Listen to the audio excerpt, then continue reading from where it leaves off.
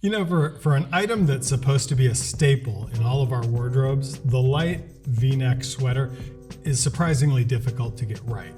You want to look breezy in just the right way and have that cool V-neck that gives you a strong looking chest, right? I swear to God, I've bought dozens of these things over the years and they never seem quite up to par. So I finally hit the wall last year and decided to design my own. I call it the Dwayne V-neck sweater in a transparent attempt to remind you of why you want to have a great looking chest. Gentlemen, let's get a look at it.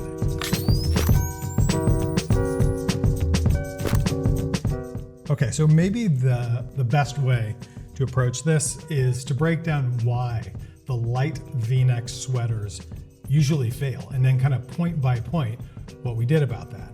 I've kept track over the years, and it turns out that these things fail for one or more of 6 of the following reasons. So let's do a little kind of countdown. Fail point number 6, too heavy. Nothing sucks more than sweating in a sweater. And too often these things are just like 25% too heavy. We wear them year round, from mild winter days all the way through cool summer nights.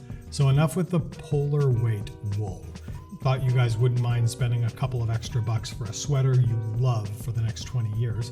So I use super premium Pima cotton instead of wool. Everyone thinks you got to make sweaters out of wool, right? And actually I can't stand that. You guys know what a fan I am of Pima cotton. It's the best cotton there is, and mine is the best Pima you can get. Comes from the coastal areas of Peru, and then it is milled, brushed, and like seduced into yarn in northern Italy. They do an amazing job. But we then developed our own totally unique honeycomb knit, right, for this sweater. Just look at how cool this is. It's opaque, it's warm enough for a cool day, but you won't sweat in it. That's a big deal. Fail point number 5, arm length. The sweater sleeve should be slightly over long, right? Never too short. We do this so that you can get that light push up on the arms that adds graceful mass to the forearms and the upper arms, right? It turns out looking effortlessly cool takes a lot of effort, so I'm making it here. I want that sleeve length to be exactly right. Listen, some guys like to wear these a little closer fitting. I was fat as a kid, so I'm actually a little sensitive about that stuff. So that's usually how I do it. I wear them a little closer. But look at this picture of my friend Rui here in this photo. Rui prefers an oversized look. Pretty obviously he rocks that. He's an actor and massively more famous than me, so I'm sure as shit not gonna tell him how to dress. And honestly, it looks great on him there. So wear it however you like. My point though, is that no matter what the arm length is, just never have it be too short, okay? The cotton have a little bit of natural movement to it, and that's fine, but it should never, ever be too short. Fail point number 4, too stiff, then saggy, right? We've all had a sweater like that. Fellas, there is only one thing in our lives that works great, super stiff and then super saggy, and your V-neck sweater shouldn't be it, okay?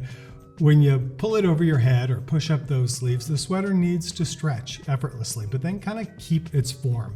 A little drape is great on cotton. That's going to be just what you want to see. That's totally natural, right? But no baggy sleeves. This is another place where investing in great, supple Pima cotton pays off for you. Fail point number 3, torso length. For the love of God, not too long. Right? This should be a crop length. That means that I make these just long enough to cover your belt, maybe a touch more down here around your sponts, just to get that drape look around the waist. If it goes any more than that down here, you end up with your sweater bunching up around your midsection. You're gonna look like you're smuggling meatballs or something inside your shirt. That is not what we wanna see. Anyway, since I was freaking out, I decided to freak out all the way. And I did both a short and a long body version of this thing. Just use the sizing guide, take a tape measure, get the right torso length for your bod. You'll be glad you did. And by the way, if you have any of my other shirts, any of this other stuff, just use the same size that works for you there. It'll fit great. Fail point number 2, tight armholes. Man, too small armholes make the sweater look too small, right? They make your back look fat. They make your chest look thin. fucking A. I mean, what's not to love about that? That sounds like a disaster. I oversized the armholes here just a touch so you can wear a shirt under it without looking like a sausage. And finally, fail point number 1, V-neck size too small, or God forbid a crew neck sweater. My midlife hairspray effort is kind of a work of art. So when I pull this thing on and off, and you're gonna take this on and off all day, right? I don't want it to fuck up your hair. I don't want it to fuck up my hair. So a slight oversized scoop neck is perfect for that. It's hand finished with this cool wide band here. Looks like you just won the gold medal for something at the Olympics. I love that. But the combo of this slightly oversized opening and this thick ribbon band is great because it visually gives you a great looking chest. Whether you're wearing it with or without a shirt, I mean, just take a look at these photos. Look at it on the guys. Look at how great their chest looks, right? I make these in lots of colors from the Y.Chroma color palette, and you see it in all of our pre-designed wardrobes. Pick yourself a core color and then be sure to add one with one of those impact colors. Especially in winter, it just adds the kind of pop that makes you look great. Gentlemen, the Dwayne V-neck sweater, I'm pretty sure it'll be the star of your wardrobe.